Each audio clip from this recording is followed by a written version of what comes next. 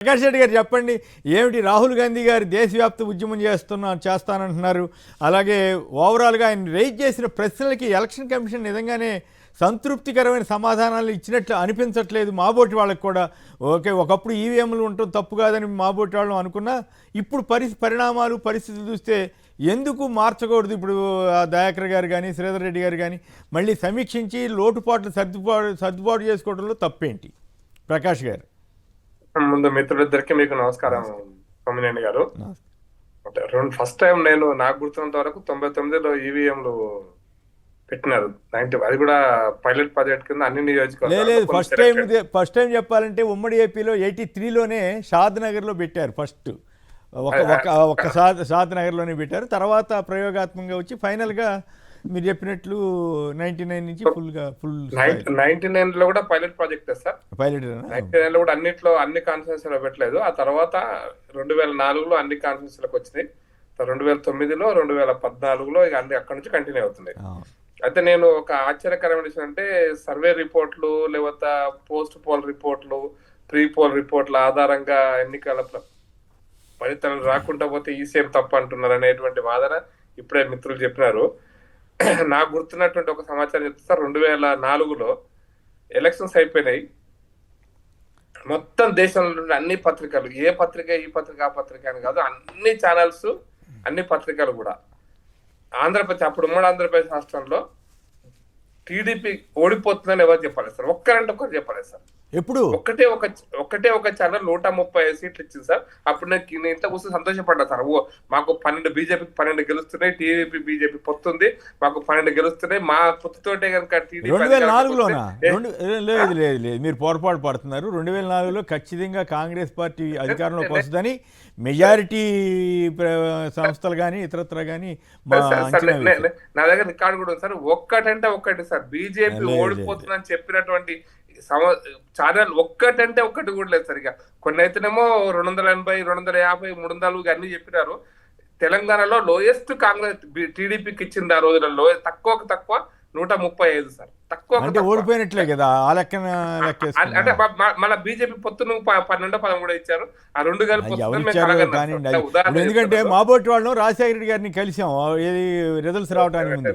ఆయన మమ్మల్ని అడిగారు ఎట్లా ఉంటుంది, మీరు గెలవబోతున్నారండి అని మాబోటి వాళ్ళని చెప్పడం కూడా జరిగింది. మీ బోటి చెప్పినారు, కానీ వాస్తవ పరిస్థితి అప్పుడు సాక్షి పత్రిక కూడా లేదు సార్. జరిగింది ఏంటంటే, టీడీపీకి 44 సీట్లు 40 సీట్లు వచ్చినాయి సార్. 50 సీట్లు వచ్చినాయి. ఫలితాలు బీజేపీ ఓడిపోతున్నా. నేను 2003 డిసెంబర్ 31, జనవరి 1, 2004లో సుష్మా స్వరాజ్ని కలిశాను సార్. ఇట్లా మళ్ళీ సార్ ఇట్లా ఒక ఇష్యూ ఉంది, దాన్ని మీరు పట్టించుకోకపోతే చాలా నష్టం జరుగుతుంది దేశానికే, మీరు కొంచెం ఆలోచించండి అంటే, అప్పుడే సర్కార్ ఆ రही డాక్టర్ తుమ్ భూల్ జాओ అప్నా సర్కార్ ఆ రही కాన్ఫిడెంట్. ఇంత కాన్ఫిడెంట్ గా సార్ 2004 జనవరిలో. అంతే పొలిటికల్ పార్టీస్ కి ఉండే కాన్ఫిడెన్స్, ప్రజలకు ఉండేటువంటి కోపము కనెక్ట్ కాకపోతే ఫలితాలు ఇట్లాగే వస్తాయి సార్. మన విశ్వాసం మనకు ఉంటుంది, మన అభిప్రాయాలు మనకు ఉంటాయి, కానీ ప్రజలు ఆ విధంగా ఆలోచించకపోతే ఏం చేస్తామంటే ఒక పాయింట్ సార్. నేను ఎలక్షన్ కమిషన్ ఒకరితో పుచ్చుకొని నేను అడ్వకేట్ గా ఎలక్షన్ కమిషన్ లేను, ఏం చేస్తాను ఈవీఎంల గురించి చెప్తున్నాను సార్. మొన్న కూడా సార్, మీరు మొన్న కూడా చూశారు కదా సార్, హమారా పార్ 400 అబ్కి బార్ 400 పార్ అన్నాము. 400 పార్ సంగతి దేవుడి కనుక 200-300 కూడా పార్ కాలేదు. మేము 280 కూడా కాలేదు. మాకు 200 బీజేపీ 240 వచ్చినాయి. ఇంకా పార్ సంగతి దేవుని కనుక.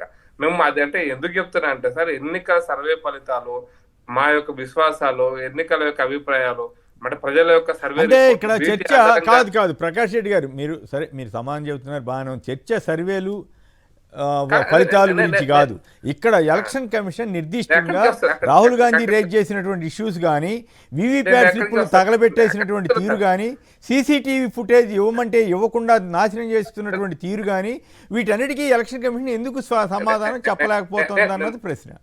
నేను అందుకోసం మొదలైపోయి ఈవీఎంలు ఎట్లా పనిచేస్తున్నాయి, వాటి పరిస్థితులు సుప్రీంకోర్టు కూడా చూసింది. సుప్రీంకోర్టు ఒకవేళ ప్రజాస్వామ్యాన్ని, భారత రాజ్యాంగాన్ని పరిరక్షించాలనుకుంటే కోర్టు ముందు కూడా పోయినారు. చాలా రాజకీయ పార్టీలు కోర్టు ముందు పోయినాయి. కోర్టు ముందు ఏం జరిగిందో ఈవీఎంల గురించి, పనితీరు గురించి. మీ మిత్రుడు చంద్రబాబు నాయుడు గారే ఒకప్పుడు ఈవీఎంలని చాలా తీవ్రంగా వ్యతిరేకించారు కదా.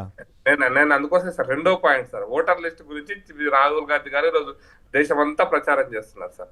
నేను ఈ మధ్య కాలంలో ఒక 2 సంవత్సరాల క్రితం ఎలక్షన్ కమిషన్ మీటింగ్ నేను కూడా పోయినాను సార్. హైదరాబాద్ లో ఒక్కొక్క అసెంబ్లీ నియోజకవర్గాన్ని కౌంట్ చేశారు సార్. వాళ్ళు తీశారు సార్ లెక్కలు.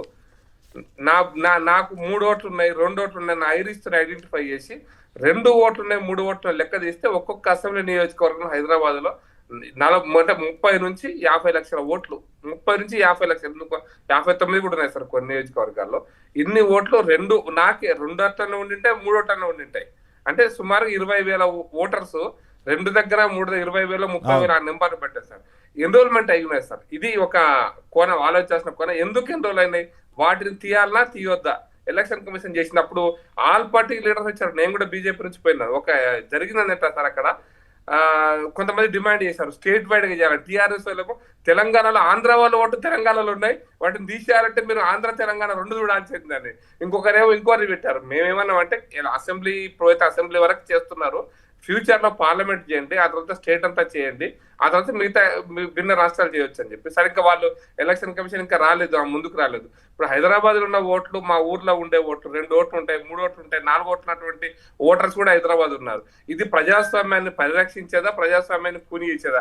ఇక్కడ ఓటేసి అక్కడ ఓటేసే వాళ్ళు, ఇక్కడ ఓటేసి ఆంధ్రప్రదేశ్ లో ఓటేసే వాళ్ళు. అప్పుడు మీకు ఐడియా ఉంటుంది, వేరువేరుగా బస్సులు కట్టుకొని అడిగి పోయినారు, పని కట్టుకొని కూడా కొట్టారని, పని కట్టుకొని ఇక్కడికి వచ్చారని, ఇవన్నీ లెక్కలు మన దగ్గర ఇవన్నీ జరిగినాయి. మనం కొత్తగా నేను జరగదు చెప్పట్లేదు.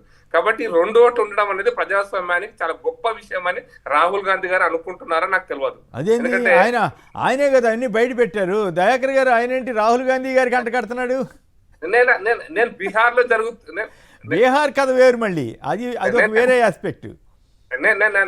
మహారాష్ట్రలో వారే కాంట్రడిక్టరీ ఏంటంటే ఎలక్షన్ కమిషన్ ఒక్క నిమిషం మీరు చెప్పింది కరెక్ట్ గా ఉన్నది, కరెక్ట్. మీరు మీ ఇదైన పద్ధతిలో ఎలక్షన్ కమిషన్ సపోర్ట్ చేయడం నేను వ్యతిరేకించాను. ఈ రోజు ఎందుకు సీసీటీవీ ఫుటేజ్లు దొరకట్లేవు, విధ్వంసం అవుతున్నాయి? ఒకటి అది మీరు ఒకరితో పుచ్చుకోండి. 6 సంవత్సరాలైనా కూడా చేయట్లేదనేది న్యాయ వ్యవస్థ మీదకి నెడతారు. డూప్లికేట్స్ వస్తున్నాయి, రిప్లికాస్ వస్తున్నాయి అనేది ఎలక్షన్ కమిషన్ మీదకి నెడతారు. కానీ ఈ రోజు బీజేపీ మార్చుదామనంటే మాత్రం వ్యతిరేకిస్తుంది. ఎందుకనే దగ్గరనే పొలిటికల్ కదా, ఏదైతే వాళ్ళకి సంబంధించిందే కదా. 23 పార్టీలు సుప్రీంకోర్టులో కేసు వేసినాయి, మేము మాత్రం మార్చమిట్నే ఉంటాం. అంటే నేను కామర్స్ లో పిహెచ్డి చేసింది చిన్న సబ్జెక్ట్ మీదనే, కానీ ఈ హ్యాకింగ్ మీద నేను దాదాపు అంతర్జాతీయ హ్యాకింగ్ ఎక్స్పర్ట్స్ తోనూ హ్యాకింగ్ స్పెషలిస్ట్ తోనూ కూడా కూర్చున్నా నేను. ఎందుకంటే ఆ కంప్యూటర్ సైన్స్ లో కూడా ఎంసీఏ చేసి ఉన్నా కాబట్టి ఒక 3 నెలలు పిచ్చి పట్టి తిరిగినాం సార్ దీని మీద. ఇట్లా ఎన్నిక జరిగితే ఇంకెప్పటికి ఇంకో పార్టీ దేశంలో అధికారంలోకి రాదు. రాసుకోండి, అది 210 రాని 150 బీజేపీ. ఎందుకంటే మిగతా వాటిని గెలిపిస్తారు. ప్రకాష్ రెడ్డి గారు కంప్లీట్ చేసిన తర్వాత మళ్ళీ మాట్లాడదు. కానీ ప్రకాష్ రెడ్డి గారు చెప్పండి, చాలా కీలకమైన పాయింట్ చెప్పారు దయాకర్ గారు. అందుకోసమే సార్ ఇప్పుడు భారత న్యాయ వ్యవస్థ ముందు మీరు నిరూపించుకోగలిగితే ఎవరు నిరూపించినా కూడా మంచిదే సార్, తప్పేం లేదు సార్. అయితే వివిప్యాడ్లు, ఎలక్షన్ కమిషన్ సీసీ ఫుటేజ్లు ఇవన్నీ కూడా ఎలక్షన్ కమిషన్ పరిధిలో ఉంటాయి. ఎలక్షన్ కమిషన్ లో ఉండేటువంటి రిటర్నింగ్ ఆఫీసర్స్ ఆయా రాష్ట్ర ప్రభుత్వాల యొక్క అధికారులే ఉంటారు. కేంద్ర ప్రభుత్వం ఎలక్షన్ కమిషన్ దగ్గర వాళ్ళ సొంత ఎంప్లాయ్మెంట్ అంటే వాళ్ళ ఉద్యోగుల వ్యవస్థ ఏం లేదు సార్. అట్లా కాదు ప్రకాష్ రెడ్డి గారు, మీరు డిఫెన్స్ లో పడుతున్నారు. ఎలక్షన్ టైంలో ఎలక్షన్ ఆఫీసర్స్ మొత్తం ఎలక్షన్ కమిషన్ కంట్రోల్లోకి వస్తారు. ఒకటి ఉదాహరణకి మీకు ఇంట్రెస్టింగ్ విషయం చెప్తాను. ఆంధ్రప్రదేశ్లో దగ్గుబాటి పురంధరేశ్వరి గారు ఆ రోజున బీజేపీ అధ్యక్షురాలుగా ఉన్నారు. ఆవిడ ఏకంగా ఉత్తరం రాశారు, పలానా వాళ్ళందరినీ తీసేసి పలానా వాళ్ళని వేసే, అది రెండో చెప్పారు లేదు నాకు గుర్తులేదు, కానీ డైరెక్ట్గా అయితే పలానా వాళ్ళని తీసేయమంటే వాళ్ళందరినీ తీసేశారు. ఇండైరెక్ట్గా ఎవరు కావాలో వాళ్ళని వేయించుకున్నారు. ఇదంతా ఎలక్షన్ కమిషన్ ఆధ్వర్యంలోనే జరిగింది, గత ఎన్నికల్లోనే జరిగిందని అప్పట్లో పెద్ద ఎత్తున వార్తలు గొడవలు కూడా అయినాయి. కానీ అప్పుడు ఉన్నటువంటి ప్రభుత్వం పెద్ద సీరియస్గా ఎందులో గెలుస్తాంలే అనే ఉద్దేశంతో జగన్ గారు దాన్ని పట్టించుకోవాలి. బట్ ఈ ఎలక్షన్ కమిషన్ ఆధ్వర్యంలోనే ఎలక్షన్ ఆఫీసర్స్ ఉంటారు. సార్ నేను నా మాట మొత్తం కంప్లీట్ గా ప్లీజ్. ఎలక్షన్ నోటిఫికేషన్ వచ్చినప్పటి నుంచి ఎలక్షన్ పూర్తయ్యేదాకా గురించి మనం మాట్లాడుకుంటున్నాం. మీరు మాట్లాడింది, నేను మాట్లాడుతున్న ఓటర్ లిస్ట్ తయారు చేసేటువంటి వ్యక్తులు ఎవడాడు నేను అడుగుతున్నా. అది బిఎల్ వాళ్ళు ఎవడ పెడుతుండే బిఎల్ వాళ్ళను? హైదరాబాద్ మున్సిపల్ కార్పొరేషన్ పెడుతుందా? ఈ నక్సల్ నజరా తయారు చేసేటువంటి బూత్లను ఎవరు తయారు చేస్తున్నాడు? కేంద్ర ప్రభుత్వం ఎలక్షన్ కమిషన్ తయారు చేస్తుందా? హైదరాబాద్ జిహెచ్ఎంసీ తయారు చేస్తుందా? చెప్పండి సార్ మీరు. ఏ గ్రామం ఎక్కడ ఉండాలి, ఏ పోలింగ్ బూత్ ఎక్కడ ఉండాలి, ఎవరు తయారు చేస్తున్నాడు? నేను అడుగుతున్న ప్రశ్న అది. మీరు చెప్పింది వాస్తవమే, కానీ 10 పేర్లు పెట్టేటోడు ఎవడో మాట్లాడుతున్నాను సార్. నేను ఎలక్షన్ ప్రక్రియ గురించి మాట్లాడతాను, ఓటర్ లిస్ట్ గురించి మాట్లాడుతున్నా. అయితే సరే ఓటర్ లిస్ట్ సరే ఒక పాయింట్, ఏ పార్టీ తెలివిగా దొంగోట్లు చేర్చగలిగితే అవుతుంది. అయితే ఇక్కడ పాయింట్ చెప్పండి, మరి ఎందుకు సాయంత్రం 5 తర్వాత 12%, 10% ఇట్లా ఓట్లు పోలింగ్ అయిపోయినట్లుగా ఎందుకు రికార్డులు చెప్తున్నాయి? ఆ తర్వాత దానికి సంబంధించిన సీసీ ఫుటేజ్ చూపించమంటే ఎందుకు చూపించట్లేదు? నిజంగా అవి దొంగోట్లు కాకపోతే చూపించవచ్చు కదా, ఎలక్షన్ కమిషన్ పారదర్శకంగా ఉండొచ్చు కదా అన్న ప్రశ్నకి సమాధానం దొరకట్లా. చెప్పండి దానికి. ఎలక్షన్ నేను ఓటర్ లిస్ట్ అయిపోయింది సార్. ఓటర్ లిస్ట్ అయిపోతే నేను 3వ సబ్జెక్ట్ 1 నిమిషాలు పూర్తి చేస్తాను. ఓటర్ లిస్ట్ కంప్లీట్ అయితే ఓటర్ లిస్ట్ తయారు చేసేది రాష్ట్ర ప్రభుత్వాల పరిధిలో ఉన్న ఉద్యోగస్తులు తయారు చేస్తున్నారు. బూత్ లెవెల్ ఆఫీసర్స్, అంగన్వాడీ కేంద్రం వల్ల ఒక స్కూల్ టీచర్లా ఇంకొకరా ఉంటారు. దానికి బూత్ లెవెల్ ఏజెంట్ అపాయింట్ చేసుకోవడం కోసం ఎలక్షన్ కమిషన్ ఇచ్చింది. బూత్ లెవెల్ ఏజెంట్ గా పొలిటికల్ పార్టీస్ పెట్టుకోవచ్చు. బూత్ లెవెల్ ఏజెంట్ నిర్ధారిస్తే ఆ ఓటు ఎన్రోల్ అవుతుంది, నిర్ధారించకుండా అబ్జెక్షన్ చెప్తే ఆ ఓటు రిలీట్ అవుతుంది. ఇవన్నీ కూడా వ్యవస్థలో ఉన్నాయి సార్. ఓటు ఎన్రోల్మెంట్ ఎవరిదైంది, ఎవరిది కాలేదు, 2 ఓట్లు ఉన్నాయా 3 ఓట్లు ఉన్నాయా, బూత్ లెవెల్ ఏజెంట్ యొక్క పరిధిలో కూడా ఉంటుంది సార్. ఏజెంట్ పొలిటికల్ పార్టీ అతను, ఆఫీసర్ అంగన్వాడీ కేంద్రంలో వాళ్ళు జరగట్లేదండి. ఇప్పుడు మిత్రుడు ఒక అతను అన్నారు, రేషన్ షాప్ లో 5 కిలోలు బియ్యం ఇవ్వటానికే తంబు ఇంప్రెషన్ ఇవన్నీ పెడతారు కదా. ఇంత ప్రజాస్వామ్య వ్యవస్థలో ఓటు గురించి ఎలక్షన్ కమిషన్ కానీ, దేశ ప్రధాని కానీ, రాష్ట్రపతి కానీ, సుప్రీంకోర్టు కానీ ఇంత గందరగోళం జరుగుతుంటే వాటిని సరిచేయాలనే ఆలోచన ఎందుకు రావట్లేదు?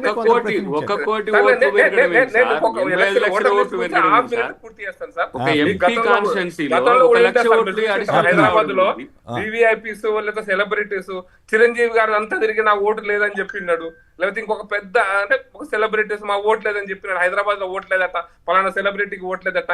ఇవన్నీ కూడా చాలా ప్రాంతాల్లో చాలా జరుగుతున్నట్టు విషయము. కాబట్టి అందుకోసమే నేను ఒకసారి చాలా సందర్భాల్లో జేపీ గారితో మాట్లాడుతుంటే, అసలు డెమోక్రసీలో ఎలక్షన్ ప్రాసెస్ లో voter list is the real nerve centre.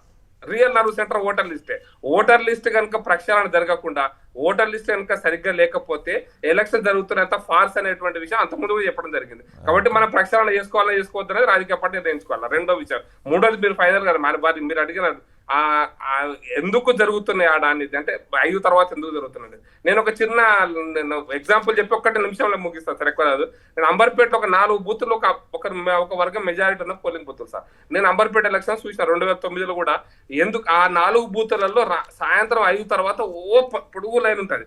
నేను అక్కడికి పోయినా, అంటే సరిగ్గా 4 బూతుల దగ్గర అందరం వెళ్ళిపోయినా. కిషన్ రెడ్డి గారు ఫోన్ చేసిన సార్, ఇక్కడ 4 బూతులలో 100 మంది నిలబడుతున్నారు సార్, లైన్ నిలబడతారు సార్, ప్రసారం ఇది జరుగుతుంది, 100% పూర్తవుతుంది. అప్పటిదాకా 40% ఉంటుంది. అప్పటికి సరిగ్గా 5 నుంచి 7 గంటలు కూడా 100% పూర్తవుతాయి. ఎందుకు సార్ వచ్చినాము, గొడవ జరిగింది, పంచాయతీ జరిగింది. ఎందుకు జరుగుతుంది అంటే సార్, మీరు 5 తర్వాత 4:30 5 నిమిషాలకు 5కి పోలింగ్ బూత్ బంద్ అయిపోయాక లైన్ నిలబడే వాళ్ళు కొంతమంది ఉంటారు. ఆ టైంలో అంటే లోపలికి పోయిన వాళ్ళందరూ ఓటేస్తుంటారు. ఈ ఓటింగ్ ప్యాటర్న్ అనేటువంటి దాని విషయంలో కూడా మనం ఇంకా ఆలోచించాల్సిన అవసరం ఉంది. అది ఎందుకు జరుగుతుంది, ఆ టైం ఒక రకంగా చెప్పాలంటే రాహుల్ గాంధీ చేసిన వాళ్ళతో మీరు కూడా ఏకీపిస్తున్నట్టు అనిపిస్తా ఉంది మీరు చెప్పిన దాని ప్రకారం.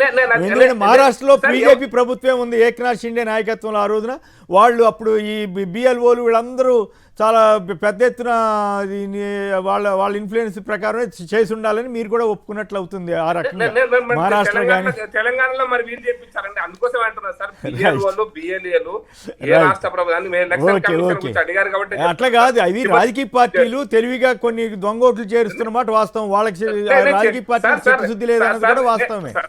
రైట్. ఇంకా 2వ అంశంలోకి వెళ్ళాలి, మళ్ళీ ఇంపార్టెంట్ అంశం ఫోన్ ట్యాపింగ్ దాని మీదకి వెళ్ళాలి. తెలంగాణలో ఇట్లయింది, ఆంధ్రప్రదేశ్ అట్లయింది, మొత్తం ఎట్లయింది అనేది చేయాలి. సార్ దయాకర్ గారు 1 నిమిషం కోర్టు గురించి చెప్పారు సార్. నేను మీకు జయపాల్ రెడ్డి ఎలక్షన్స్ నాకు గుర్తున్నంత వరకు 68 ఇందిరాగాంధీ కేసు సార్. ఇటువంటి అన్ని కేసులలో ఎలక్షన్ కోర్టులు కూడా సార్ 6 నెలల్లో, ఏడాదిలో, 2 ఏళ్లలో ప్రక్రియ పూర్తి చేసి నిజాయితీ నిరూపించారు. కానీ ఇప్పుడు ఏమైతే సార్ 10 ఏళ్ళు ఒక భారత పౌరుడు కాని వాడు Right. రాష్ట్ర శాసనసభలో 10 సంవత్సరాలు ఉన్నటువంటి పనితీరు దాని మీద కోర్టు నిర్ణయం చెప్పకపోవడం అనేటువంటిది ఇది ఏ Right. పనితీరు నిదర్శనమో, ఎవరి రైట్, అది పనితీరు వేరే చర్చ. మీరు పరమ- జనరల్ గా మాట్లాడుతున్నారు, ఇష్యూ అది కాదు. సీసీటీవీ ఫుటేజ్ ఎందుకు ఇవ్వట్లేదు, వీవీప్యాట్ స్లిప్లు ఎందుకు తగలబెడుతున్నారు, తగలబెట్టేశారు 10 రోజుల్లోనే అనే ప్రశ్నలకి అయితే సమాధానాలు దొరకట్లేదు. మన right, Gadwal CC footage EC అవి లెక్క పెట్టారు సార్. మన గద్వాల అసెంబ్లీలో మా అన్నమ్మ గారు మొన్న మన పార్టీలకు వచ్చిన తర్వాత వారి అసెంబ్లీలో వారు గెలిచినట్టుగా ప్రకటించారు 3 నెలల ముందల 2 నెలల ముందల మొన్నటి 2024 కంటే ముందు 23 కంటే ముందు అవి ఓవరాల్ గా అప్పుడు ఇష్యూ వేరే ఇష్యూ అనుకుంటా కదా అది. గద్వాల మొన్న 2023 సార్ జరిగింది అవును, ఇదంతా కూడా. అవును. అప్పుడు ఆమె కాంగ్రెస్ అభ్యర్థిగా పోటీ చేశారు, అవును. బట్ ఆమె డిక్లేర్ చేశారు ఎలక్షన్స్ లో. కాబట్టి చాలా అవి కాంప్లెక్స్ సిచ్యువేషన్ ఉంది. ఎలక్షన్ కమిషన్ రిఫార్మ్ జరగాలి సార్, అది మొండిగా పట్టుకొని కాదు కదా సార్. రాహుల్ గాంధీ ఈ పాయింట్ కరెక్ట్, ఈ పాయింట్ కరెక్ట్.